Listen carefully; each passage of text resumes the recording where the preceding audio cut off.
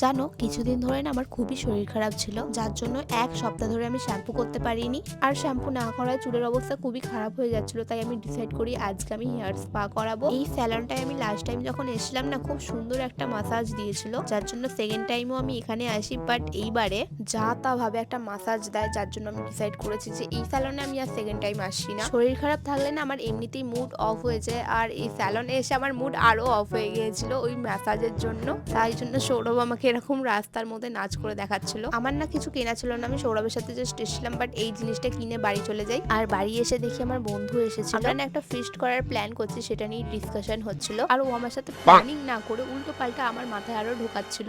এই টপিকটাকে চেঞ্জ করার জন্য আমি ডিসাইড করি একটা মুভি দেখবো। আর আজকে আমরা দেখতে চলেছি ইয়োর ফল্ট মুভিটা, তাও আবার আমার সিঙ্গেল বন্ধুদের সাথে। তারপরে না আমরা আরো অনেক জায়গায় গিয়েছিলাম, যেটা তোমাদের সাথে নেক্সট মিনি ব্লগে শেয়ার করবো, তার জন্য চ্যানেলটাকে সাবস্ক্রাইব করে দিও।